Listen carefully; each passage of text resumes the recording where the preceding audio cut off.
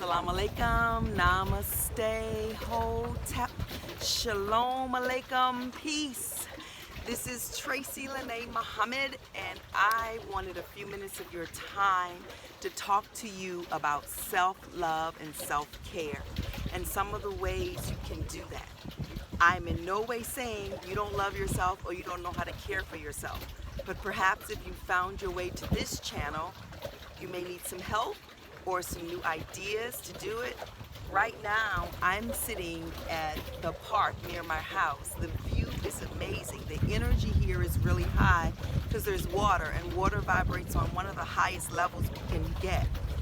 And I sat out here, I did my gratitude journal. I have a book, and every day I write 5 things that I am grateful for and why. I then journal my dreams to make sure that messages may be coming through them, so I want to know what's going on. For me, I'm 50 years old, and I struggled with low self-worth a lot.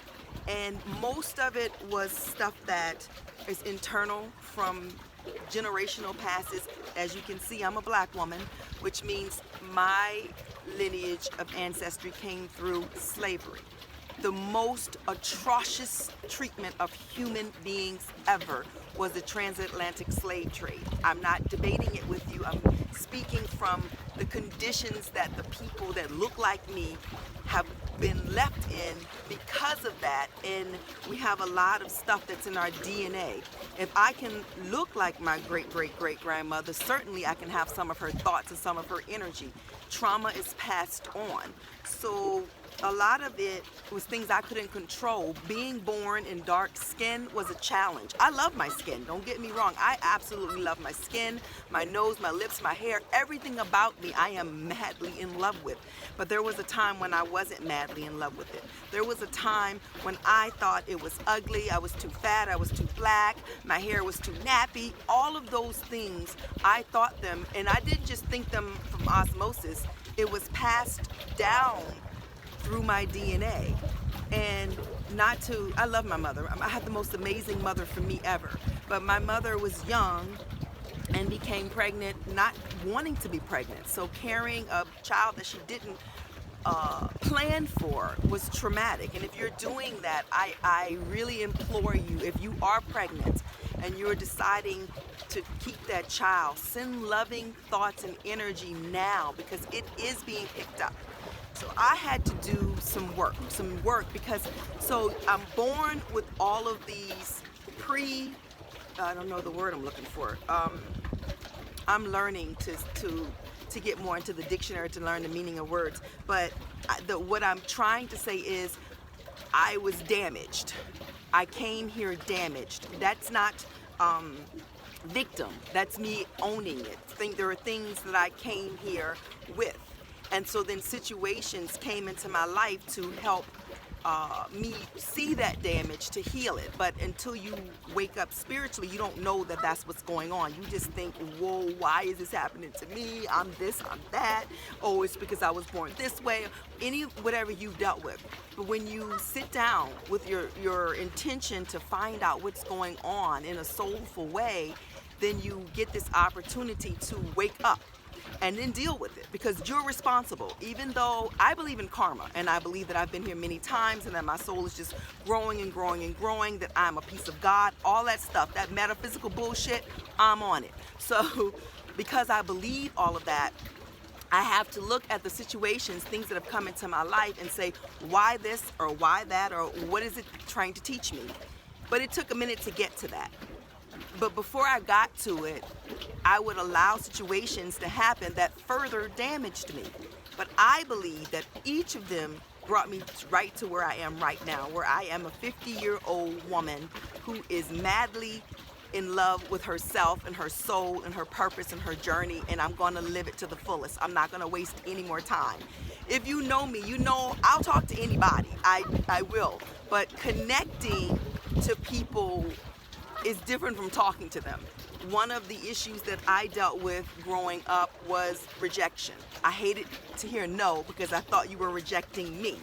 And the other day I was talking to a good friend, and she was explaining to me, you know, because she's known me, like, what I would do. And so if somebody, if I posted a t-shirt that I made and I didn't sell it, I would say nobody likes me, but maybe that's not it. It could be because I do good work. It could be that my audience just doesn't have any money or maybe they didn't like that particular design. It could be a myriad of things, but I would make it all about me. Learning to not do that, to make it all about me, took me looking at me and going into the space of self-love. And I made what's called a self-love jar. And this is my mini one that I carry with me. Rituals are just ways to help reinforce what it is we want to do. So we have a ritual, people have a ritual in religion. Right now the ritual is Ramadan. Ramadan Mubarak to all of my Muslim friends, sisters and brothers. So you're participating in Ramadan and doing what Ramadan is asking of you to do. It's a ritual. The ritual of not eating isn't for Allah, it is for you. So that you know this. I'm pretty sure you do. I'm just reiterating. It's for you to see how strong you are. So this self-love jar, I put a lot of things in it that remind me of love, so and joy. And so there's cinnamon, because cinnamon is spicy but it's also sweet. I have sugar in it, brown sugar, because I'm brown sugar. I wrote some notes to myself and put it in there. I put some rum in there because sometimes, you know, a girl needs a little bit of rum in her life. There's other things in here too. And then I used some of my hairs to make it personal. So this is my self-love jar. When I'm having a rough day, and I carry this one with me all the time, I just hold it and take deep breaths. And for me, it absolutely works to pull me back into a vibration that's more productive. You all can't see it, but what's really interesting is behind me, somebody has taken a gummy bear, a worm gummy bear, and stuck it so it looks like a cobra looking at me. Now, because I'm on that metaphysical bullshit, it's green and yellow. I know that that is a sign, and I feel great. So let me get back on track. I also carry crystals with me, and it depends on what it is I'm trying to cultivate. The crystals, and they have so much energy. Maybe you don't believe that, and that's okay, because I'm also a firm believer that whatever works for you, do it. Self-care, self-love is about you doing what works for you that's not destructive. Self-love is you deciding that you get to come first in your life. You got your back. And one of the things that we tend to hear in society is you should just give of yourself, give of yourself, give of yourself. Don't require anything. Ask for stuff, but don't expect anything in return. That's bullshit. Asking, receiving, and giving go together. So when your hands are like this, not only can something be put in your hand, but something can be taken out. So you're already born with giving and receiving inside of you. When they become unbalanced, now I have been one to be more unbalanced on the giving side and not the receiving side, because my ego would make me think, nope, I don't need that from them. I can give for myself. I'll just give everything I have, and I won't require anything. No, and that was leaving me depleted, giving. I would always meet people who were takers, and so there was no balance. Right now, in this moment in time, my soul is leading me. My personality, my ego has said, all right, we're gonna try it this way. We're gonna let her soul lead and see where that gets us. Because my ego is just getting me in a bunch of trouble, being arrogant and not compromising. Or even if somebody did something to me that I didn't like or I didn't, quote, deserve, my ego wouldn't look for the part that I played in it. My ego will go full in on, this is your motherfucking fault and I'm gonna deal with it. Yes, I am a cusser. So if I'm a cusser, then if you're somebody who doesn't like cursing, then my channel isn't for you. You might wanna, I hope that you subscribe, but I do curse. It's all about showing up authentic for me now. It's all about showing up completely for Tracy. I don't need anybody to tell me how to let. My soul has decided, step aside ego, religion, everybody else. I got this because I came from the great I am, and I'm gonna lead her, Tracy, back to the great I am. So self-love, self-care requires that you first look at yourself and decide the pieces of yourself, write it out, the pieces of yourself that you're not in love with, and then fall in love with those pieces first.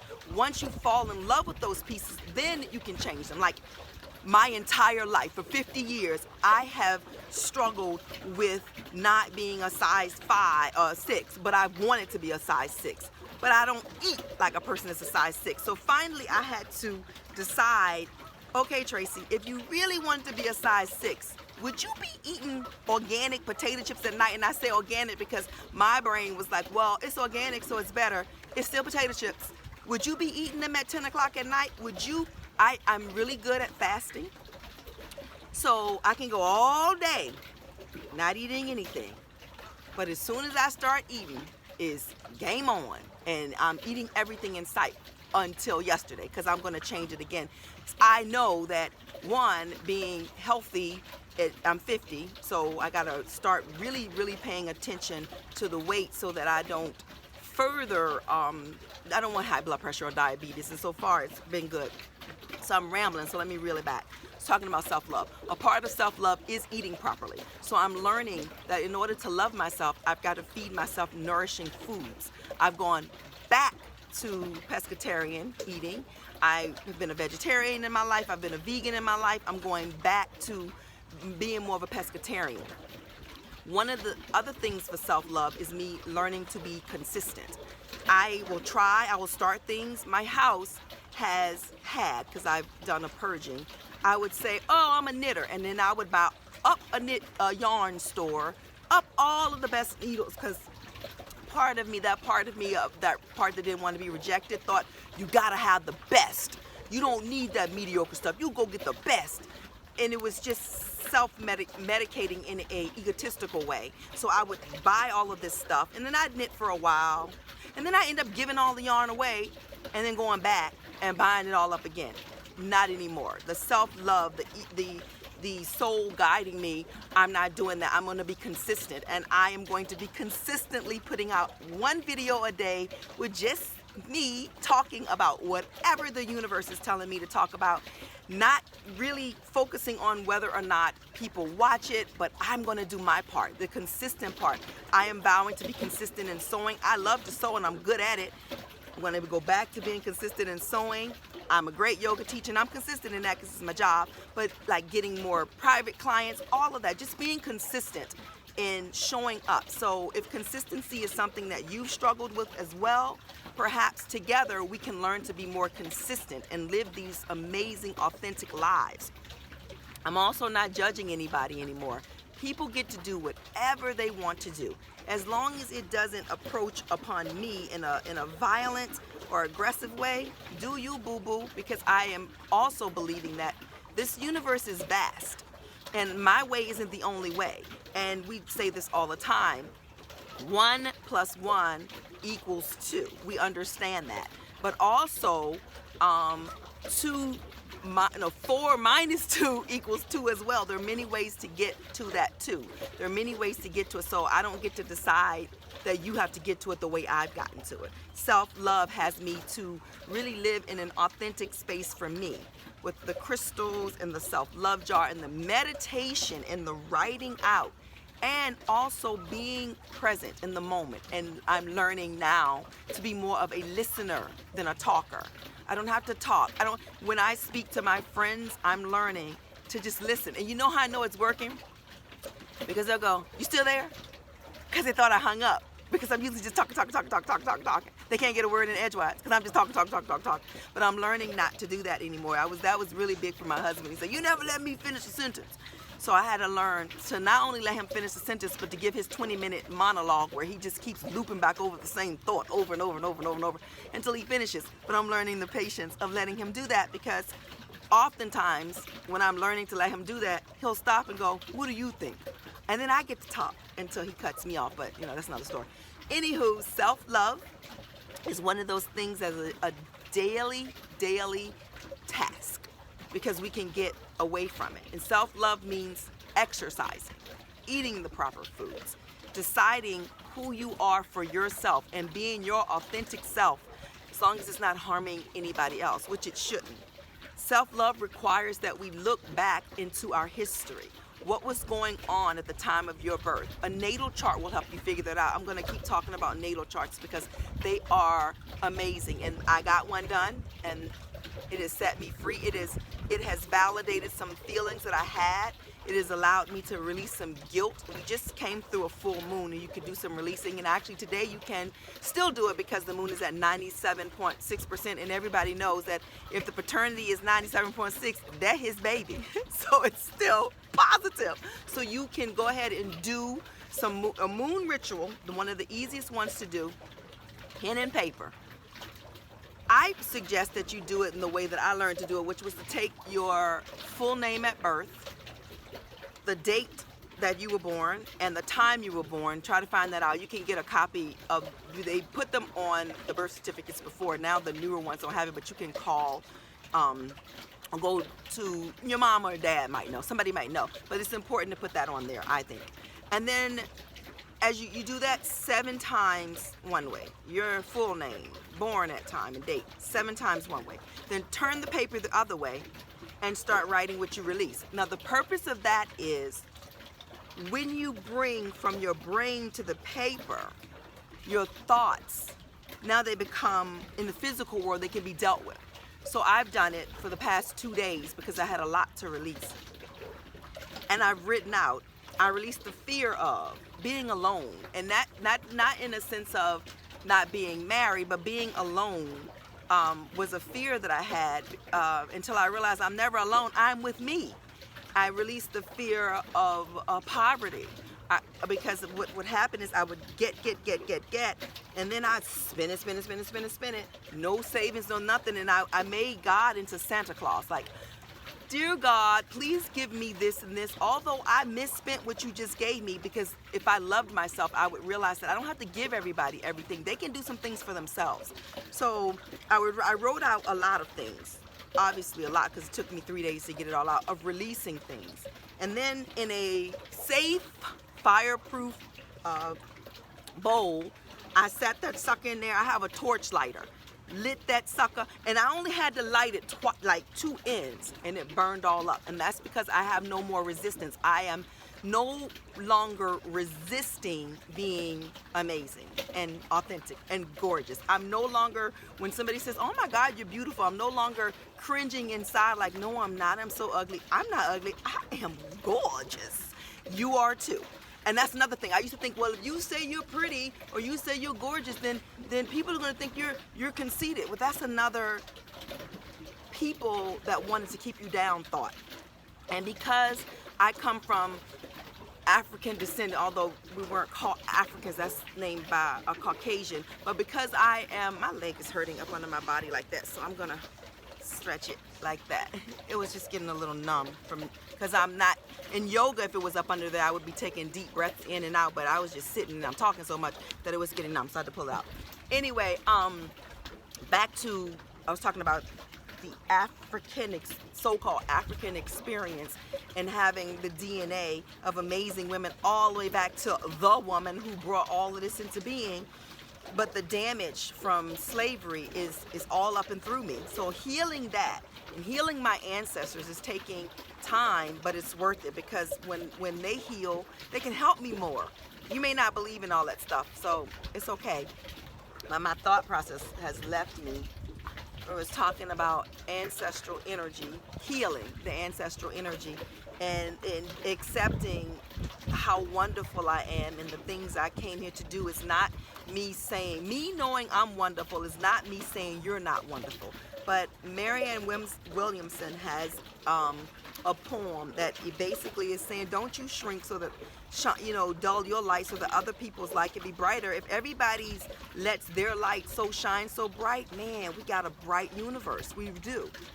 So that's probably the better goal, for you to show up authentically being you, regardless of what people think about you.